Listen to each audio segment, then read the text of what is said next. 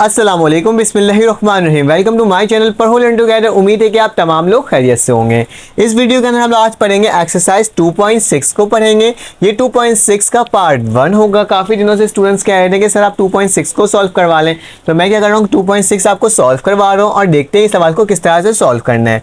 तो इसके अंदर लिखा हुआ है solve the flowing homogeneous system of the linear equation for non travel solution. एक चीज़ को याद रखना आप लोग, सबसे पहले तो मुझे आपको इसमें कॉन्सेप्ट क्लियर करना पड़ेगा कि आखिर ये होमोजीनियस लीनियर इक्वेशन होता क्या है और किस तरह से इसको सॉल्व करते हैं और उसकी ट्रेवल और नॉन ट्रेवल सोल्यूशन किस तरह से आता है। ठीक है, तो सबसे पहले याद रखना हमें क्या करना होता है, हमें अपने मैट्रिक्स को डोनेट करना होता है सिंपली किससे।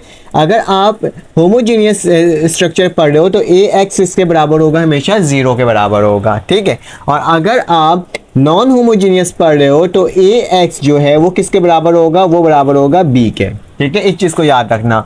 अब ये 0 से मुराद क्या है, अगर मेरे पास कोई लीनियर इक्वेशंस हैं, ठीक है, जिसकी डिग्री पावर ऑफ 1 से ज़्यादा नहीं है, तो उसके बाद इक्वल टू के बाद 0, इक्वल टू के बाद 0, इक्वल टू के बाद 0 लगा हुआ हो, तो उसको क्या कहते हैं, उसको कहते हैं होमोजेनियस।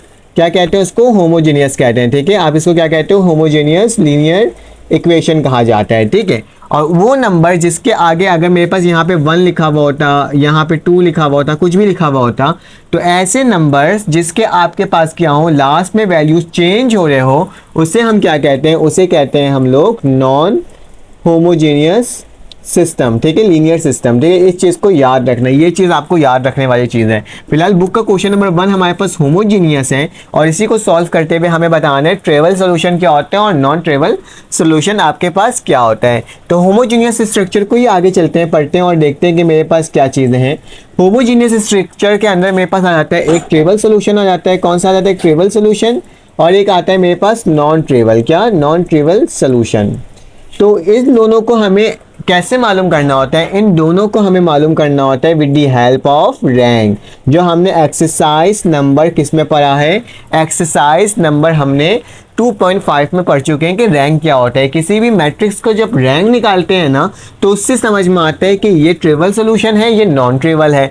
सवाल में क्या लिखा हुआ है, सवाल में लिखा हुआ है कि आपने इसको नॉन ट्रेवल सोल्यूशन सॉल्व करना है, अगर ये है तो, इफ़ पॉसिबल भी इसके आगे लिखा हुआ है। ठीक है, तो अब रैंक कैसे निकलता है, किसी भी मैट्रिक्स का हमें अगर रैंक निकालना होता है ना, तो हम लोग क्या करते हैं, जैसे मेरे पास एक मैट्रिक्स है जिसकी वैल्यू 1 0 0 2, यहाँ पे 0 आएगा। ठीक है, यहाँ पे 2 0 6 0, बल्कि यहाँ पे लिख दो आप 2 1 लिख दो और यहाँ पे लिख दो 0। ठीक है, याद रखना हमें क्या करना होता है, फर्स्ट टर्म के नीचे तमाम टर्म को 0 बनाना होता है। बीच वाली टर्म जो होती है सेकंड रॉ के, जो सेकंड कॉलम के सेकंड रॉ में जो एलिमेंट होता है सेकंड डिजिट, उसके नीचे 0 बनाना होता है और फिर आखिरी में जो टर्म होता है उसके नीचे क्या आना होता है, 0 होता है। इसके आगे तो नीचे टर्म है ही नहीं, तो मेरे पास इसका रैंक क्या हो जाएगा, डायगोनल में मेरे पास वैल्यू आ गई, तीनों वैल्यू, तो मेरे पास इसकी रैंक क्या निकल जाएगी, 3 निकल जाएगी। ठीक है, इसके रैंक क्या निकल जाएगा, 3। तो रैंक निकालने का तरीका ये होता है कि हमें रॉ एशेलन मेथड को अप्लाई करते हुए तमाम चीज़ों को यूज़ करते हैं। आपको पता है ना एशेलन मेथड हमारे पास क्या था, हमारे पास यही था ना, जिसमें हम लोग करते हैं रिड्यूस करते जाते थे और इसको सॉल्व करते हुए जाते थे। ठीक है, तो रैंक को इस तरह से हम लोग निकालते हैं। बस बेसिक कॉन्सेप्ट दे रहा हूँ, इसको सॉल्व करने से पहले समझ में आ गया। होमोजीनियस 0 के बराबर होता है, उसके 2 पार्ट्स होते हैं। कौन से, ट्रेवल सोल्यूशन के होते हैं, नॉन ट्रेवल सोल्यूशन होते हैं। ट्रेवल सोल्यूशन और नॉन ट्रेवल सोल्यूशन रैंक की मदद से निकलते हैं। रैंक जो है किसकी मेथड से सॉल्व कर सकते हैं, एशेलन मेथड से कर सकते हो, रिड्यूस आइसोलेशन मेथड से कर सकते हो, बहुत सारे मेथड्स हैं उसको कर सकते हैं। हम लोग फिलहाल एशेलन मेथड को यूज करेंगे। रैंक कैसे निकलता है, 1 की टर्म के नीचे तमाम 0 होने चाहिए, इसके नीचे 0 होने चाहिए और इसके नीचे 0 होने चाहिए। ठीक है, तो उससे हम रैंक मालूम कर सकते हैं कि मेरे पास क्या हो जाए, अगर डायगोनल में तमाम एलिमेंट्स मौजूद है, जितना आपके पास रॉ एंड कॉलम है, तो हमारे पास रैंक उतना ही होता है। खैर, अब चलते हैं मेरे पास ट्रैवल और नॉन ट्रैवल क्या होता है। मेरे पास ए लिखा हुआ है ना, अगर मैं इसको क्या कर दूं, ए लिखा हुआ है तो ए को मैं क्या सपोज करूंगा, जितने भी नंबर्स ऑफ कोफिशिएंट है, ए की वैल्यू क्या हो जाएगी मेरे पास, इसके आगे क्या छुपा हुआ है 1, इसके आगे क्या है 2, इसके आगे क्या है 5, इसके आगे क्या है 2, इसके आगे क्या है मेरे पास 1। ठीक है, और इसके आगे क्या है 4। ठीक है, इसके आगे क्या हो जाएगा -2, साइन के साथ लिखना होता है। प्लस होता है तो उसको लिखने की जरूरत नहीं होती, लेकिन माइनस को लिखना लाजमी होता है। फिर इसके आगे क्या है मेरे पास 5 और इसके आगे क्या है 8, तो मेरे पास a किसके बराबर हो जाएगा, इसके बराबर हो जाएगा। याद रखना x बोलते हैं हम लोग नंबर्स ऑफ वेरिएबल्स को, किसको बोलते हैं, नंबर्स ऑफ वेरिएबल।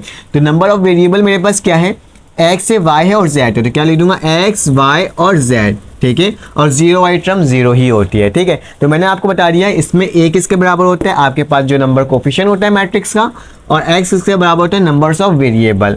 अब आप ये कैसे मालूम कर सकते हो कि ये ट्रेवल है या नॉन ट्रेवल है, आप ये सुनना।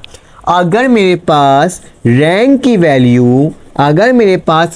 वैल्यू नंबर्स ऑफ अननोन के बराबर आ जाए, क्या, अननोन के बराबर, नंबर्स ऑफ अननोन मतलब नंबर्स ऑफ अननोन वेरिएबल्स, ठीक है, अननोन वेरिएबल्स के बराबर आ जाए, मतलब यहाँ पे एक्स वाई जेड है, अगर मेरे पास रैंक 3 निकलता है और वो बराबर आ जाए नंबर्स ऑफ अननोन के, मतलब एक्स वाई जेड के आ जाए, तो इसका मतलब क्या होगा, इसका मतलब होगा हमारा जो सोल्यूशन है वो कौन सा सोल्यूशन है, वो सोल्यूशन है ट्रिवल सोल्यूशन। कौन सा सोल्यूशन, ट्रिवल सोल्यूशन, एक ऐसा सोल्यूशन जिसमें रैंक और नंबर ऑफ अननोन इक्वल आ जाए। हम लोग करके भी देखेंगे, इस पूरे सवाल को सॉल्व करेंगे, पूरे एक्सरसाइज के सवालात को, तो उससे हमें पता चलेगा कि ये क्या है। अगर हमारे पास रैंक और अननोन वैल्यू सेम आ जाती है तो मेरे पास क्या हो जाएगा, ऐसा सोल्यूशन मेरे पास ट्रिवल सोल्यूशन होता है। और जब मेरे पास ट्रिवल सोल्यूशन आ जाए तो इसका मतलब क्या होता है कि मेरे पास x की वैल्यू भी ज़ीरो है, y की वैल्यू भी ज़ीरो है और z की वैल्यू भी ज़ीरो है। जब भी ट्रिवल सोल्यूशन आएगा तो x, y और z की वैल्यू क्या हो जाएगी, ज़ीरो हो जाएगी, ठीक है। अब मेरे पास क्या है, अब मेरे पास सेकंड टर्म होती है कि अगर मेरे पास रैंक जो है, रैंक की वैल्यू छोटी हो जाए as compare to unknown variables के, मैं ना अननोन सिर्फ लिख देता हूँ, रैंक को हम लोग r से डिनोट करते हैं और अननोन को हम लोग n से करते हैं, ठीक है। अगर मेरी रैंक की वैल्यू n से छोटी हो जाए, मतलब अगर मैं यहाँ पे कोई वैल्यू निकालूं और यहाँ पे 1 की जगह क्या आ जाए, 0 आ जाए, तो मेरे पास रैंक कितना हो जाएगा, 1 और 2। मेरे पास रैंक कितना हो जाएगा इसका, 1 और 2।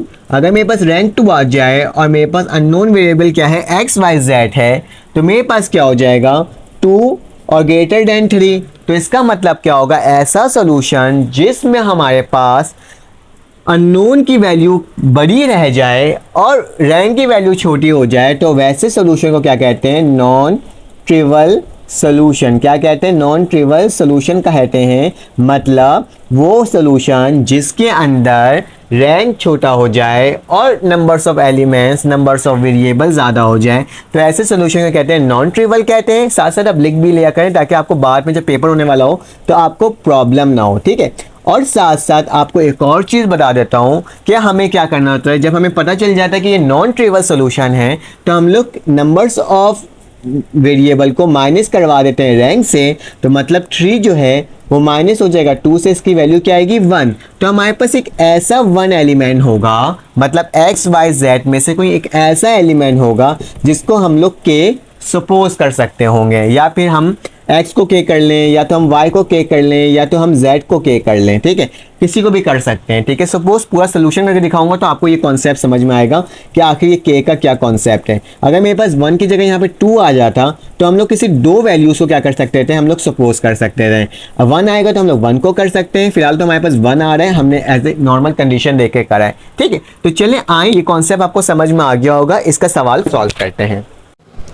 तो आपके स्क्रीन में शो रहा होगा ये सवाल, solve the flowing homogeneous system of linear equation for non trivial solution if possible. हमें क्या करना है, हमें इस होमोजेनियस इक्वेशन को, लीनियर इक्वेशन को सॉल्व करना है और देखना है कि इसके आपके पास वैल्यू कौन सी आ रही है। अगर ट्रिवल है आपके पास, तो आपने उसको, आपको पता है कि वो सब तमाम किसके बराबर हो जाता है, 0 के बराबर हो जाता है, जिस तरह से मैंने बताया। तो अगर नॉन ट्रिवल है तो हमें क्या करना होगा, उसमें एक्स, वाई और जेड की वैल्यूज़ को निकालेंगे जो हमारे पास मौजूद होगी अकॉर्डिंग टू रैंक। तो इसको सॉल्व करते हैं, मैं यहाँ पे कॉपी में इसलिए सॉल्व करवा रहा हूँ अभी क्योंकि आप इसको आसानी से कैलकुलेशन भी समझ सको, ठीक है। बाकी समझाने वाला काम तो मैंने आपको ऑलरेडी बता दिया है। तो सबसे पहले आपने क्या लिखना होगा, सोल्यूशन लिखना होगा, और सोल्यूशन लिखने के बाद आपने क्या करना होगा, आपको मालूम है ना कि मेरे पास क्या होता है, ए एक्स बराबर होता है किसके, 0 के। अगर होमोजीनियस आपके पास इक्वेशन है तो आप उसको मेंशन कर सकते हैं, एज वी नो दैट, हमें मालूम है कि ए एक्स जो है वो किसके बराबर है, वो 0 के बराबर है। ए मेरे मेरे पास तमाम मैट्रिक्स हैं, x मेरे पास वेरिएबल है और इक्वल टू 0 जो इक्वल के बाद वाली टर्म होती है वो क्या होगा, मेरे पास 0 हो जाएगा। तो आपको सपोज भी कर सकते हो कि लेट a जो मेरे पास है वो किसके बराबर है, वो बराबर है मेरे पास यहाँ पे जो मैट्रिक्स है ये x के सामने वाला जो कोफिशिएंट होता है वो होगा, इसके आगे क्या छुपा हुआ है, 1 छुपा हुआ है, तो क्या हो जाएगा 1 हो जाएगा। इसके आगे क्या छुपा हुआ है 2, तो 2 हो जाएगा। इसके आगे क्या है 5, तो मैं क्या लिख दूंगा 5 लिख दूंगा। उसी तरह से यहाँ पे 2 लिखा हुआ है, मैंने 2 लिख दिया। यहाँ पे y लिखा हुआ है तो मतलब क्या है 1 है छुपा हुआ, और इसके आगे 4 है तो मैंने 4 लिख दिया। यहाँ पे क्या आ जाएगा -2 आ जाएगा, यहाँ 5 आ जाएगा और यहाँ क्या आ जाएगा 8 आ जाएगा। ठीक है, तो ये मैंने आपके पास मैट्रिक्स शो कर दिया कि a इसके बराबर है, जबकि x किसके बराबर होगा, x मेरे पास वेरिएबल के बराबर होगा। तो वेरिएबल कौन सा है, x y और z है, तो मैंने x y z लिख दिया और बाकी इक्वल टू के बाद क्या हो जाता है 0 हो जाएगा तमाम एलिमेंट्स। तो चलो इसको इक्वेशन के तहत लिखना तो लिख दो। कैसे लिखेंगे, x बराबर है किसके 0 के, तो हम इसको लिख सकते हैं किस तरह से, हम इसको लिख सकते हैं 1 2 5 2। ठीक है, यहाँ नीचे कर देना थोड़ा सा, मेरे पास क्या हो जाएगा 2 1 4 -2 5 और 8 ये टर्म आ गई। इसके साथ क्या लिखना है, x को लिखना है, तो x की वैल्यू क्या है मेरे पास x y z और आखिरी में क्या आ जाएगा इक्वल टू 0। तो मतलब होमोजीनियस है, तो होमोजीनियस में क्या होता है, तमाम टर्म लीनियर इक्वेशन किसके बराबर होती हैं, 0 के बराबर होती हैं। तो मैंने इसको एक तरीके से लिख दिया। अब हमें मालूम करना है कि ये हमारे पास कौन सी टर्म है, क्या ट्राइवल है नॉन ट्राइवल है। इसको सॉल्व करने के लिए हमें सबसे पहले रैंक निकालना होगा। रैंक किसका निकलेगा हमारे पास, ये a का। तो आप क्या लिखोगे, a लिखोगे और इसकी वैल्यूज़ को लिखोगे। क्या लिखा हुआ है मेरे पास 1 2 5 2 1 4 -2 5 और 8 है। ठीक है, हम इस पर रॉ ऑपरेशन परफॉर्म करेंगे। पहली वाली टर्म 1 होगी, नीचे वाली दोनों टर्म क्या होगी 0 होगी। तो दोनों टर्म को 0 करने के लिए मैं क्या लिखूंगा, मैं लिखूंगा R2 जो है उसको 0 बनाना है, R2 को मुझे 0 बनाना है, तो मैं दोबारा से R2 लिखूंगा और इसको माइनस करवा दूंगा 2R1 से। 2R1 से इसलिए लिखूंगा कि ऊपर 1 की टर्म है, तो 1 को जब 2 से मल्टीप्लाई करूंगा तो मेरे पास क्या आ जाएगा 2 आ जाएगा। देखो R2 की वैल्यू क्या है 2 है, माइनस का निशान और फिर 2 लिखा हुआ है और R1 की वैल्यू क्या है मेरे पास 1 है, तो 2 1 2 ये टर्म कट के क्या हो जाएगी मेरे पास 0 हो जाएगी। तो मैं पीछे लिख देता हूँ आगे ताकि आप सही से देख सको यहाँ पे। ठीक है, तो मैं इसको थोड़ा सा ऊपर कर लेता हूँ। ठीक है, तो मैं क्या लिखूँगा यहाँ पे, वही a लिखूँगा और इसकी जो मैं वो कर रहा हूँ क्या कहते हैं ऑपरेशन परफॉर्म कर रहा हूँ। चाहे तो आप इसको लेट करके भी कर सकते हो और विदाउट लेट के भी कर सकते हो, कोई फ़र्क नहीं पड़ेगा। फिलहाल मैं क्या करने जा रहा हूँ, मैं ऑपरेशन परफॉर्म करने जा रहा हूँ। तो ऑपरेशन परफॉर्म करने के लिए क्या करूँगा मैं, R2 -2 R1 है ना, तो मेरे पास यहाँ पे 1 आएगा, यहाँ पे 0 हो जाएगा और ये क्या हो जाएगा मेरे पास, ये वाली टर्म मेरे पास जो लिखी हुई थी वही हो जाएगा। जैसे कि मेरे पास क्या लिखा हुआ है 5 लिखा हुआ है, तो मैं यहाँ पे 5 ही लिख दूंगा। ठीक है, नीचे 5 लिखा गया। उसी तरह से मेरे पास ऊपर वाली टर्म और नीचे वाली टर्म तो सेम वैसी ही उतर जाएगी। क्या लिखा हुआ है मेरे पास 2 और -2 लिखा हुआ है, तो मैं 2 और -2 लिख दूंगा और नीचे वाली टर्म भी मैं उसी तरह से लिख दूंगा। क्या लिखा हुआ है 5 है 4 है और 8 है, तो 5 तो लिख दिया था, 4 हो जाएगा और यहाँ पे 8 हो जाएगा। ठीक है, अब हमें उसी ऑपरेशन को परफॉर्म करते हुए सॉल्व करना है। तो इसको परफॉर्म करते हुए सॉल्व करते हुए क्या होगा, मेरे पास यहाँ पे माइनस का 3 आ जाएगा जब कैलकुलेट करोगे और यहाँ पे क्या आ जाएगा 9 आ जाएगा। ठीक है, मैं आपको करके भी दिखा देता हूँ कि -3 -8 9 आ रहा है कि नहीं आ रहा। तो आपके पास क्या है, आपके पास सिंपल सा कैलकुलेटर है। आपने क्या करना है, कैलकुलेटर को अपने पास रखना है। मेरे पास है, मैं आपको दिखा भी रहा हूँ। मैंने क्या लिखा है R2 की वैल्यू लिखनी, तो R2 की वैल्यू क्या है मेरे पास 1 है, तो मैंने 1 लिख दिया। ठीक है, मैंने क्या लिख दिया 1 लिख दिया। ठीक है, 1 लिखने के बाद क्या लिखा हुआ है माइनस का निशान है, माइनस लगाया, फिर लिखा हुआ है 2, मैंने 2 लिख दिया जो कि मल्टीप्लाई हो रहा है R1 से। तो R1 की वैल्यू क्या है मेरे पास, R1 की वैल्यू 2 है, तो मैंने इसको यूँ करा तो मेरे पास क्या गया माइनस का 3, तो मैंने वहाँ पे भी माइनस का 3 लिखा। ठीक है, और यहाँ पे मेरे पास 5 लिखा हुआ है, R2 पे माइनस कर रहे हैं किससे 2 से, और फिर उसको मल्टीप्लाई किससे कर रहे हैं -2 से। तो चलो देख लो इसकी वैल्यू क्या आ रही है, मेरे पास 9 आ रही है। तो सेम टू सेम चीज़ मैंने क्या करा था, यहाँ पर लिख दिया था -3 और -9, क्योंकि स्टूडेंट कहते हैं सर आप कैलकुलेट करके ही बता दिया करें, तभी मैंने आपके सामने कैलकुलेट करके भी दिखा दिया।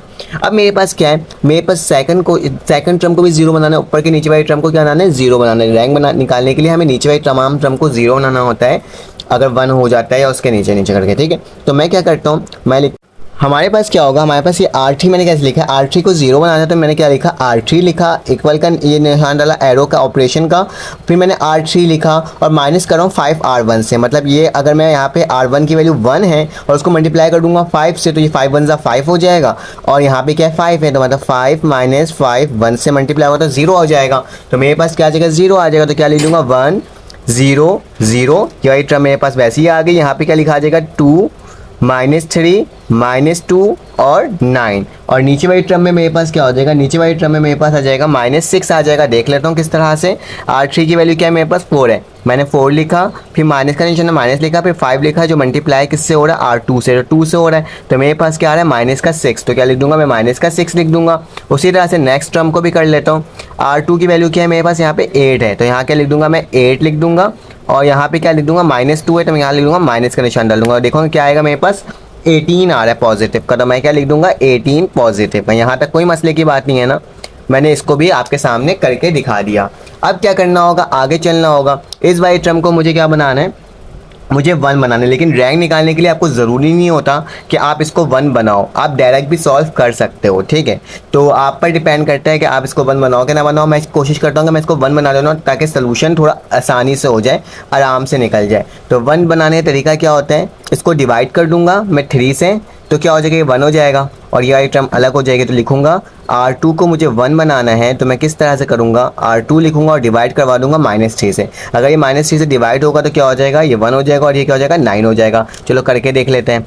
मैं क्या लिखूंगा, वही टर्म वापसी लिखूंगा, क्या लिखूंगा 1 0 0 2 हो गया। यहाँ पे क्या आ जाएगा प्लस का 1 आ जाएगा और यहाँ पे क्या आएगा माइनस का 6 ही रहेगा।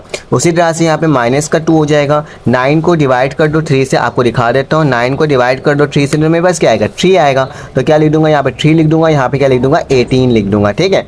तो आपके सामने ही हर काम मैं करके दिखा रहा हूँ, ठीक है। अब क्या करना होगा, अब मज़ीद आगे जाना होगा और देखना होगा किस तरह से ये सॉल्व हो रहा है, ठीक है। तो आगे चलते हैं और देखते हैं किस तरह से सॉल्व हो रहा है। मेरे पास अभी नीचे वाली रैंक के लिए हमें ऊपर वाली टर्म को कुछ करने की ज़रूरत नहीं होती है, हमें नीचे वाली टर्म को माइनस करवाना होता है। क्या करना होता है, नीचे वाली टर्म को 0 बनाना होता है। तो हम लोग क्या करेंगे, नीचे वाली टर्म को 0 बना दो और देखो क्या आ रही है मेरे पास। जब 0 होगा नीचे वाली टर्म तो मेरे पास क्या आंसर आ रहा है, देखते हैं। अब हमारे पास क्या है, हमारे पास यही टर्म लिखी हुई है। मैंने क्या किया था, माइनस करवाया था 3 से। जब मैंने -3 से किया था ये तो 1 हो गया था, लेकिन यही टर्म माइनस हो गई थी, इसको मैंने देखा नहीं, ये माइनस हो जाएगी। अब क्या करूँगा, मुझे R3 में क्या करना है, मुझे इसको 0 बनाना है। तो इसको 0 बनाने के लिए क्या करूँगा, मैं R3 लिखूँगा। R3 लिखने के बाद एरो का निशान बनाया ऑपरेशन का, फिर R3 लिखूँगा दोबारा और प्लस करवा दूंगा 6 R2 से। R2 की वैल्यू 1 है, तो यहाँ पे 1 आ जाएगा, 6 1 से क्या हो जाएगा मेरे पास 1 हो जाएगा और -6 + 6 क्या हो जाएगा 0 के बराबर हो जाएगा। तो इसको कैसे लिख सकते हैं, इसको लिख सकते हैं हम लोग कि ए का जो ऑपरेशन परफॉर्म हुआ है वो क्या हुआ है मेरे पास 1 0 0 2 1, ये क्या हो जाएगा 0 हो जाएगा, ये -2 -3, ठीक है। और इसको भी करके देख लेते हैं। कैलकुलेटर में मेरे पास क्या लिखा हुआ है, -3 लिखा हुआ है, मैंने -3 लिख दिया। प्लस का निशान है, मैंने पहले मेरे पास 18 चाहिए तो 18 लिखूंगा पहले, फिर प्लस का निशान डालना है और फिर मेरे पास 6 लिखना है, 6 लिख दिया और फिर माइनस का क्या लिख दिया 3 लिख दिया। तो मेरे पास क्या आ रहा है 0 आ रहा है, मेरे पास यहाँ पे क्या आ गया 0 आ गया। तो मेरे पास जो है ये टर्म यहीं पर आके सॉल्व हो रही है। कैसे हो रही है अभी बताता हूँ मैं आपको।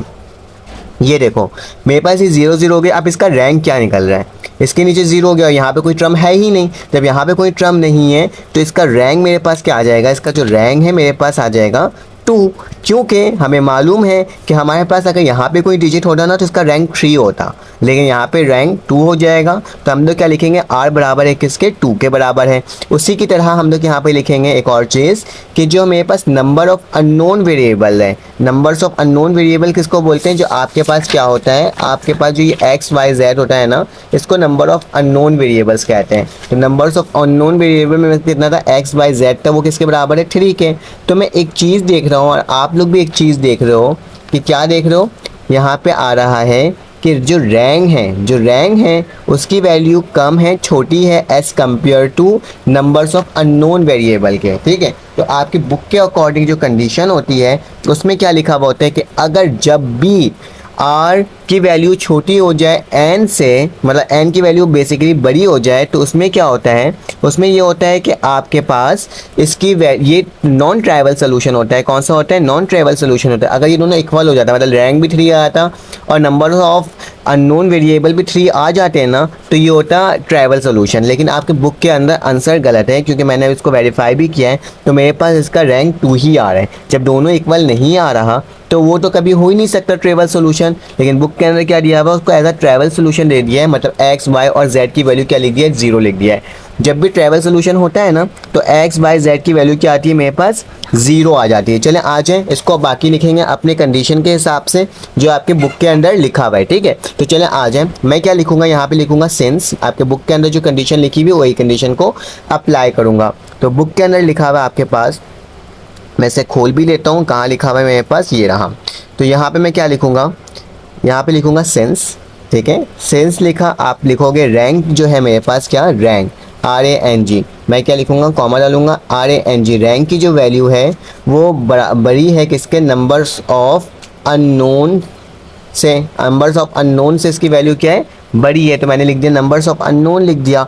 उसके बाद क्या लिख दूँगा, सो द सिस्टम, क्या लिखोगे, सो सिस्टम, ये ऐसी वर्डिंग है जो आपके बुक के अंदर मौजूद है। सिस्टम हैज़ इनफाइनाइट, ठीक है, इनफाइनाइटली मैनी सोल्यूशन। इसमें क्या हो जाएगा, आपके पास जो सोल्यूशन होगा वो बहुत सारे हो सकते हैं, तो इनफाइनाइटली मैनी सोल्यूशन लिखोगे, ठीक है। तो ये आपके पास एक कंडीशन हो जाएगी। लेकिन अब हमें एक्स वाई और जेड की वैल्यू भी निकालना है। तो एक्स वाई जेड की वैल्यू निकालने का तरीका क्या होता है, मेरे पास जितना भी नंबर्स ऑफ अननोन वेरिएबल्स होगा उसको माइनस करवा देंगे किससे, हम 2 से, हम जितना भी रैंक होगा। तो मैं क्या करूँगा कि मैं रैंक जो है n को माइनस करवा दूंगा 8 से। तो मेरे पास क्या है, मेरे पास 3 माइनस हो जाएगा 2 से, और किसके बराबर आ जाएगा, ये 1 के बराबर आ जाएगा। ये याद रखना करना, जब भी travel solution, non travel solution होगा तो हम लोग नंबर्स ऑफ अननोन वेरिएबल को माइनस करवा देंगे रैंक से। तो उससे क्या हो जाएगा, मेरे पास एक इंडिपेंडेंट वैल्यू आ जाएगी 1। मतलब मेरे पास x y और z जो है ना, तो हम क्या कर सकेंगे, उसकी जगह किसी एक को ना एक लेट कर सकते हैं, मतलब एक वेरिएबल को कुछ भी लेट कर सकते हैं, ठीक है। इसका मतलब ये होता है।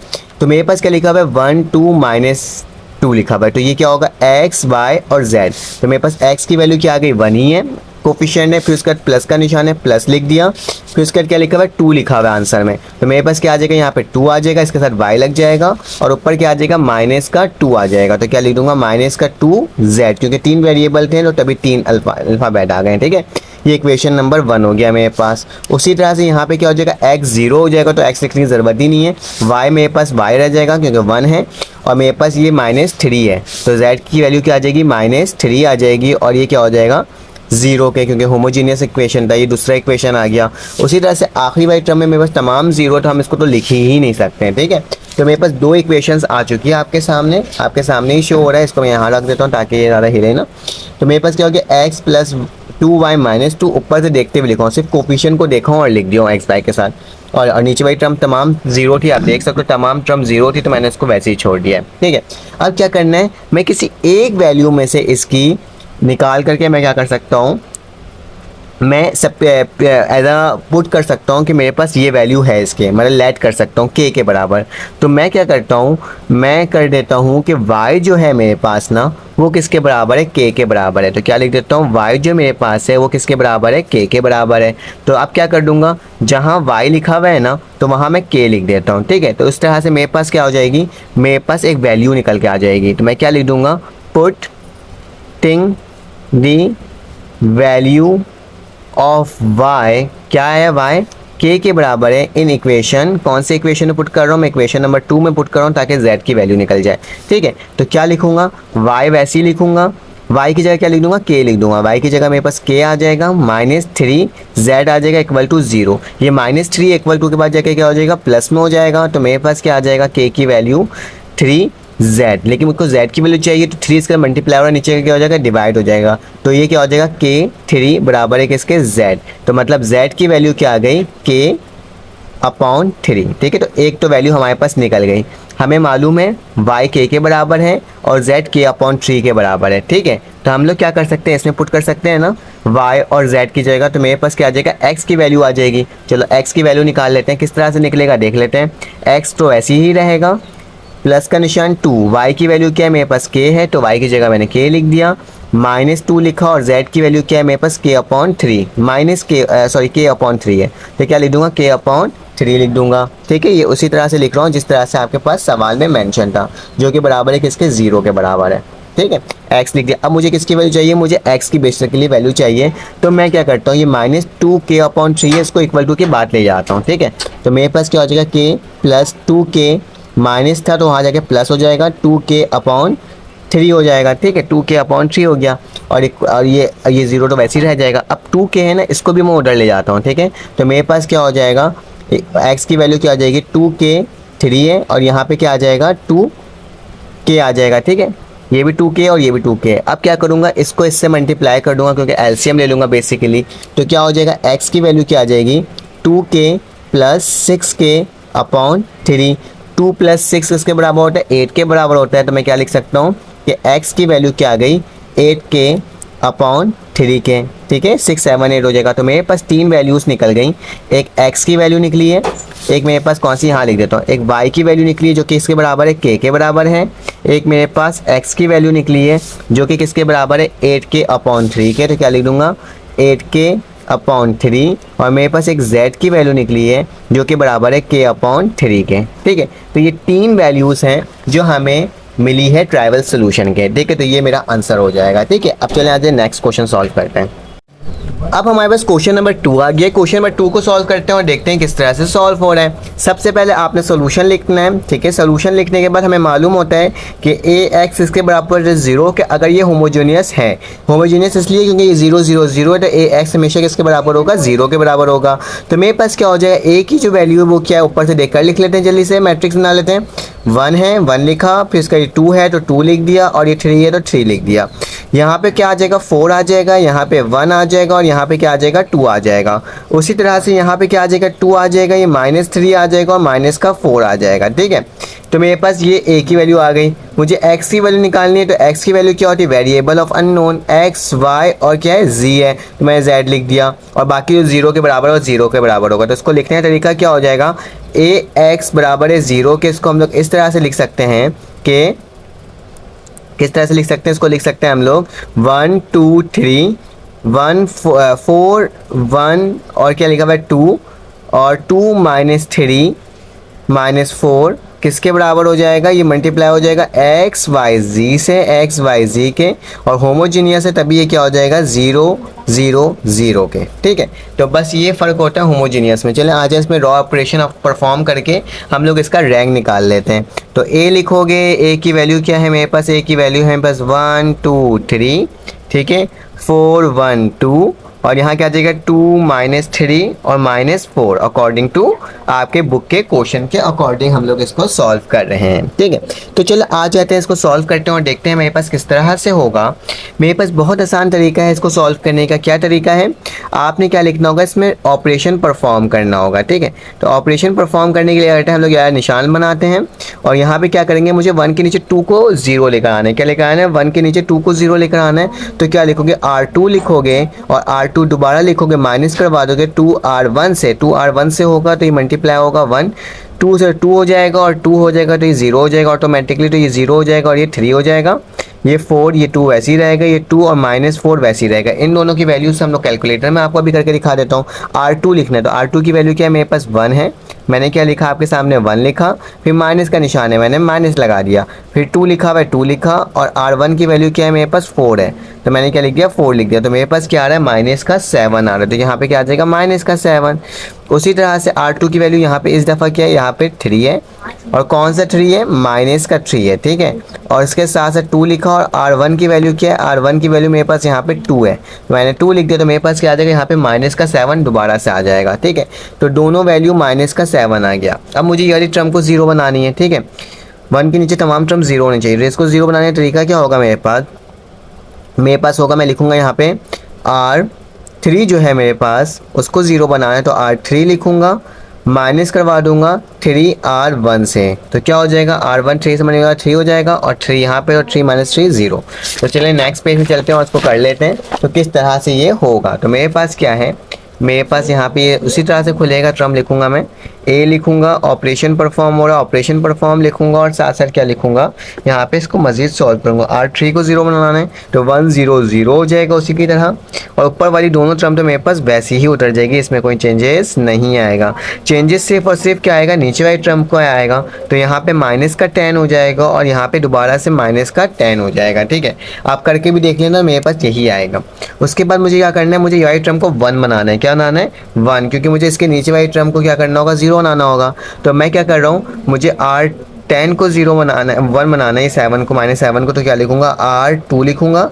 और R2 को जो है मैं डिवाइड करवा दूंगा किससे, -7 से करवा दूंगा, तो ये क्या हो जाएगा मेरे पास प्लस का 1 हो जाएगा। तो मैं लिख दूंगा R2 ऐसे लिखा मैंने 1004, ये -1 क्या हो जाएगा +1 हो जाएगा, -7 क्या हो जाएगा +1 हो जाएगा, और ये भी -7 क्या हो जाएगा प्लस हो जाएगा, और बाकी वही वाली टर्म वैसी का वैसे ही उतर जाएगी। यहाँ तक कोई मसले की बात है ही नहीं। अब मुझे क्या करना है, 1 के नीचे वाली टर्म को 0 बनाना है, तो 1 के नीचे वाली टर्म को 0 बनाऊंगा मैं, R3 लिखूंगा, और क्या लिखूंगा, दोबारा से R3 लिखूंगा, इसको माइनस नहीं बल्कि प्लस करवाऊंगा क्योंकि माइनस का निशान है, किससे R2 से करवा दूंगा, ठीक है, क्योंकि R2 में 1 है। तो देख लो मेरे पास R3 की वैल्यू क्या है -10 है, तो मैं लिखूंगा -10, ठीक है, फिर प्लस का निशान है प्लस डाला, फिर 10 लिखा हुआ है तो मैंने 10 लिख दिया, और मल्टीप्लाई किससे करवाऊंगा R2 से, ठीक है। तो मैं क्या लिखूंगा, R2 में मेरे पास क्या है वैल्यू 1 है, तो मैंने 1 लिखा, इक्वल टू डाला, तो मेरे पास क्या है कि 0 आ गया। तो मेरे पास यहीं पर आ जाएगा, यही तरीका होता है करने का, आसान तरीका। तो मेरे पास यहाँ पर आ जाएगा 100, ये मेरे पास 4 तो वैसे ही रहेगा, 1 होगा, नीचे वाली 0 हो जाएगी, देखो दोनों टर्म सेम है, तो ये भी टर्म भी क्या हो जाएगी मेरे पास वही आ जाएगा, 0 ही आ जाएगा। तो इसमें देखो मेरे पास रैंक क्या बन रहा है, इसमें मेरे पास रैंक दोनों टर्म 0 आ गया, तो जाहिर सी बात है रैंक मेरे पास 2 हो गया। नंबर्स ऑफ वेरिएबल मेरे पास कितने थे, 3 थे, ठीक है। तो रैंक मेरे पास 2, नंबर्स ऑफ अननोन वेरिएबल मेरे पास 3 थे। तो इस दफ़ा भी मेरे पास वही आपने स्टेटमेंट लिखना है जो आपने अभी थोड़ी देर पहले लिखा था, कि आप लिखोगे कि जो मेरे पास R है उसकी वैल्यू छोटी है किससे, n से। तो हम लोग क्या लिख सकते हैं, हम लोग वही टर्म लिखेंगे सिंस द, आप लिखोगे सिंस, उसके आगे लिखोगे रैंक की जो वैल्यू है वो छोटी है नंबर्स ऑफ अननोन वेरिएबल से, अननोन से, बस ये भी लिख सकते हो, अननोन वेरिएबल मत लिखो, बस अननोन लिख दो। तो फिर लिखोगे सो सिस्टम हैज़, क्या लिखोगे, so system has infinitely many solution, इसमें बहुत सारे सोल्यूशन हो सकते हैं। तो ये कौन सा है, ये वाला सोल्यूशन क्या है मेरे पास, नॉन ट्रेवल सोल्यूशन है। तो इस चीज़ को हमेशा याद रखना, जिसकी वैल्यू n, R की रैंक की वैल्यू छोटी आ जाए और n बड़ा आ जाए तो उसको बोलते हैं travel solution, non travel solution, ठीक है। तो नॉन ट्रेवल सोल्यूशन है, तो नॉन ट्रेवल सोल्यूशन में क्या होता है, हमें क्या करना होता है, रैंक को, जो मेरे पास रैंक होता है मतलब n जो होता है उसको माइनस करवा देते हैं हम लोग रैंक से। तो मेरे पास क्या हो जाएगा, n मेरे पास 3 है, माइनस किससे हो जाएगा 2 से, तो मेरे पास इंडिपेंडेंट की वैल्यू क्या आ जाएगी 1। मतलब मैं इनमें से किसी एक टर्म को क्या कर सकता हूँ, मैं लिख सकता हूँ एज अ 1 के हिसाब से। देखो मेरे पास क्या लिखा हुआ है 1 4 2 लिखा हुआ है, तो ये हो जाएगा x, ये 4x हो जाएगा, और ये 2z हो जाएगा। तो क्या लिखूँगा यहाँ पर, मैं लिखूँगा x जो है मेरे पास क्या है, x वैसे ही रहेगा, +4y हो जाएगा, और प्लस मेरे पास 2 का z हो जाएगा जो कि बराबर होगा 0 के। और इसी तरह से नीचे वाली टर्म में कैसे लिखूंगा मैं, ये मेरे पास 0 हो जाएगा, x y हो जाएगा और प्लस z हो जाएगा, y प्लस z, ये 1 1 लिखा है। तो क्या हो जाएगा, y प्लस z किसके बराबर हो जाएगा, 0 के। ये दोनों वैल्यू मेरे पास क्या हो जाएगी, बराबर आ जाएगी। अब मुझे क्या करना होगा, अब मुझे इसको मज़ीद सॉल्व करना होगा, x और y की वैल्यू निकालनी होगी। तो सबसे पहले मैं क्या करता हूँ, मैं सपोज कर लेता हूँ, लेट कर लेता हूँ, क्योंकि इंडिपेंडेंट वैल्यू मेरे पास 1 है, मैं एक को लेट कर सकता हूँ, कि मैं लिख देता हूँ कि मेरे पास जो y की वैल्यू है वो क्या है, मेरे पास k है। y की वैल्यू क्या है, मेरे पास k है। तो मैं क्या करूँगा, इस k की वैल्यू को इक्वेशन नंबर ये 2 हो जाएगा और ये इक्वेशन नंबर 1 हो जाएगा, ठीक है। इस इक्वेशन नंबर 2 में पुट कर दूँगा, क्या लिखूँगा, पुटिंग दी वैल्यू ऑफ क्या, y बराबर है k in equation 2, equation number 2 में अगर, तो हम क्या कर सकते हैं, हम इसको सॉल्व कर लेंगे, इस वाली वैल्यू को पुट कर लूँगा मैं किस में, इक्वेशन नंबर 2 में। बल्कि एक काम कीजिएगा, अगर आपको बुक के अकॉर्डिंग क्वेश्चन का आंसर चाहिए तो आप y को k के बराबर मत लें, आप z को k के बराबर ले लें, ठीक है, क्योंकि बुक के अंदर z को k के बराबर लोगे तो बुक के अकॉर्डिंग आंसर आएगा, ठीक है। तो मैं क्या करता हूँ, इस वैल्यू में y वैसे लिखा आएगा, प्लस z की जगह क्या आ जाएगा, k आ जाएगा। तो चलें आए उसको लिख लेता हूँ और देख लेना किस तरह से सॉल्व हो रहा है, ठीक है। तो मैं क्या लिखूँगा, y तो वैसे ही लिखा आ जाएगा यहाँ पे, ठीक है, प्लस का निशान डाला हुआ है, प्लस लिख दूंगा, और k की जगह, z की जगह क्या आ जाएगा, k इक्वल टू 0, ठीक है।